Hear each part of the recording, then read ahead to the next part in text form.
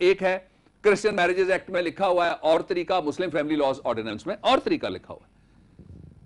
اسی طرح سے اگر کسی اور مذہب کے ماننے والے کا کوئی پرسنل کیس بٹوین دیم، اس کے طبقے کے درمیان آ جاتا ہے تو وہاں پہ پرسنل لا لاگو کرنے کا یہ پہلا پریسیڈنٹ ہے جو ریپورٹڈ ہے اور جو میری نظر سے بھی گزرا.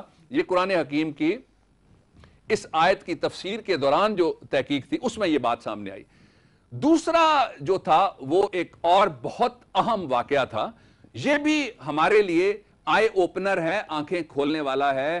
آج کل ہماری عدالتوں میں جو فیصلے ہوتے ہیں ان میں بے شمار فیصلے ایسے ہوتے ہیں جن پہ اعتراض ہوتے ہیں، ایسے فیصلے ہوتے ہیں جن کے خلاف ریزسٹنس ہوتی ہے، ایسے فیصلے ہوتے ہیں لوگ کہتے ہیں قابل اعتبار فیصلہ نہیں ہے، اس لیے کہ وہ جو معیار دیا گیا فیصلوں کا ان کو مد نظر نہیں رکھا جاتا. جب وہ معیار مد نظر نہیں رکھا جائے گا تو فیصلہ ان پاپولر ہوگا. فیصلے پہ لوگ تنقید بھی کریں گے، اعتراض بھی کریں گے، اور وہ درست تنقید ہے اور درست اعتراض ہوتے ہیں اکثر.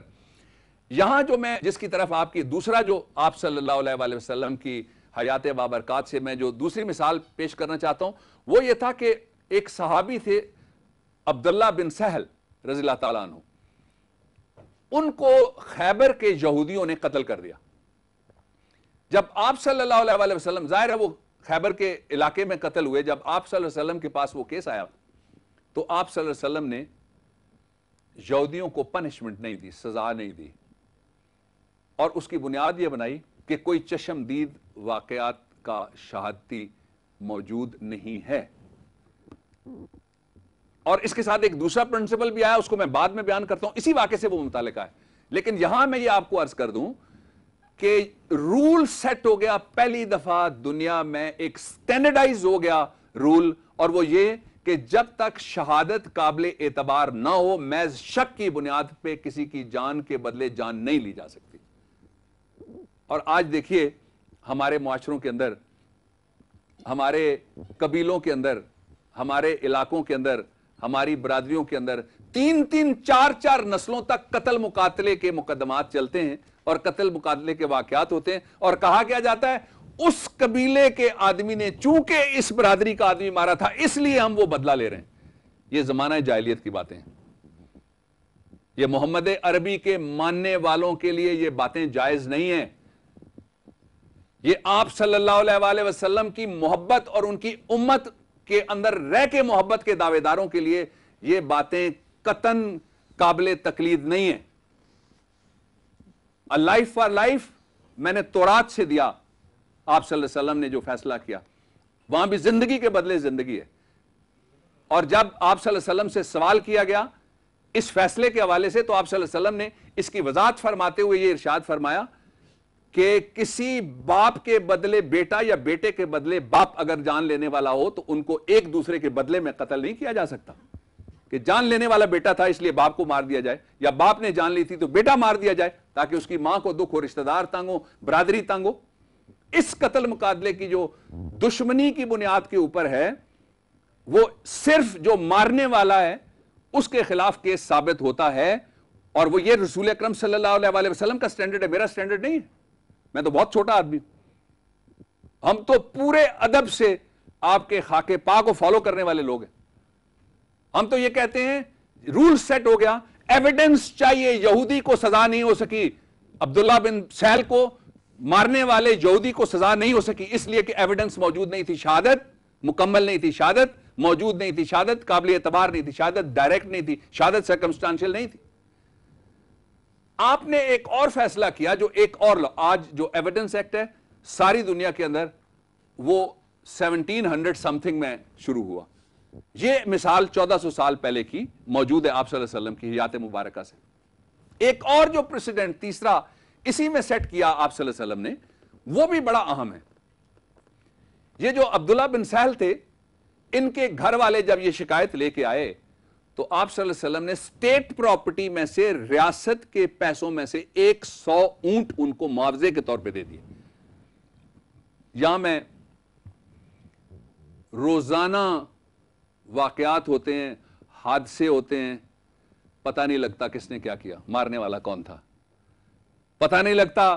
یہ خون کہتے ہیں نا، یہ خون خاک نشینہ تھا، رزق خاک ہوا، نہ مدعی نہ محاسب हिसाब पाक हुआ। बहुत बड़े बड़े लोग मारे गए, बहुत छोटे छोटे बच्चे मारे जाते हैं, औरतें मारी जाती हैं, जवान मारे जाते हैं, बेवर्दी मारे जाते हैं, बावर्दी मारे जाते हैं, बगैर वजह के मारे जाते हैं, पता नहीं लगता मारने वाला कौन था। रियासत की जिम्मेदारी क्या है? रियासत की जिम्मेदारी वालिये यसरब ने यसरब की रियासत के अंदर बैठ के हमें बता दिया रियासत की क्या जिम्मेदारी। रियासत की जिम्मेदारी क्या थी? अब्दुल्ला बिन सहल के घर वालों को रियासत ने अपने खर्चे पर मुआवजा दिया, और यह कानून हमारे यहां मौजूद है। बदकिस्मती के साथ मेरे इल्म में कोई ऐसा वाकया नहीं है कि इस कानून पे कभी अमल दरामद हुआ हो या इस कानून पे कभी मुआवजा दिया गया हो इस तरह से, जिस तरह से मैं बयान करता हूं उस तरह से। कुछ मुआवजे दिए जाते हैं, मुख्तलिफ डिपार्टमेंट्स देते हैं, मुख्तलिफ ऑर्गेनाइजेशंस दे देती हैं, लेकिन रियासत के तौर पे आम आदमी को जिसका किसी सरकारी, नीम सरकारी या किसी दरबारी महकमे से ताल्लुक नहीं है, उसको कभी मुआवजा मिला हो मेरे इल्म में नहीं है। कल मेरे पास एक केस आया, और वो जो बाबा जी मेरे पास आए, पिंडी से कोई आदमी उनको मेरे पास लेके आया, उनका ताल्लुक पेशावर के साथ है, और अटक के अंदर कोई 10 दिन पहले उनके खानदान के साथ एक बस ड्राइवर ने गाड़ी के ऊपर बस चढ़ा के 7 आदमी मार दिए।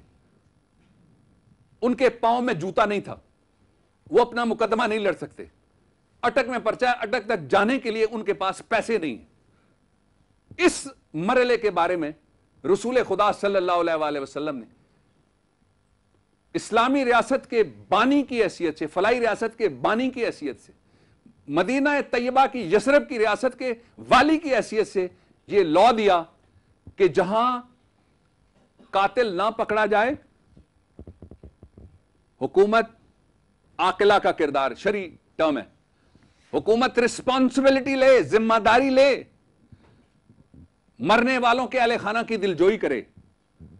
मुआशरे पे भी फर्ज है, लेकिन इस वक्त हुकूमत की बात हो रही है, इस वक्त मुक्तदर लोगों की बात हो रही है, इसलिए कि आप सल्लल्लाहु अलैहि वसल्लम ने स्टेट प्रॉपर्टी, लफ्ज है स्टेट प्रॉपर्टी में से वो 100 ऊंट जो है वो दिए।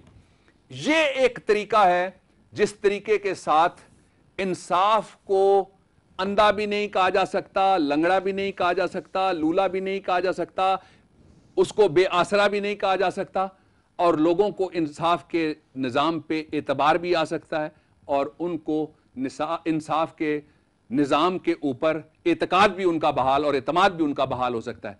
कैसे बहाल हो सकता है? जब फर्द के साथ साथ रियासत अपनी जिम्मेदारी पूरी करे। यह बहुत इंपॉर्टेंट बात है।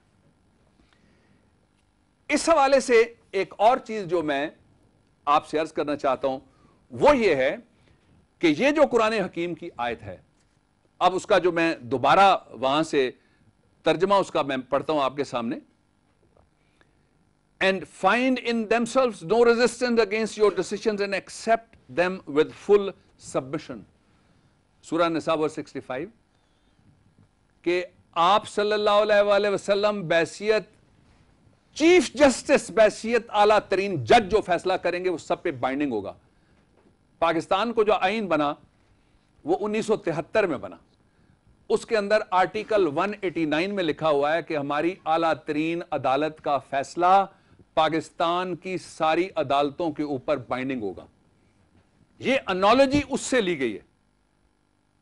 मुझे इस पे खतूत आए और उन्होंने कहा कि ये कुरान हकीम में इतने कवानीन मौजूद हैं, इससे पहले इस पे गुफ्तगू नहीं हुई। मैं आपसे हमेशा अर्ज करता हूं, आज फिर आपसे अर्ज करूंगा। आप तिलावत फरमाते हैं रोज, आप सिपारा पढ़ें, एक रुकू पढ़ें, आप पूरी सूरत पढ़ें, एक आयत पढ़ें,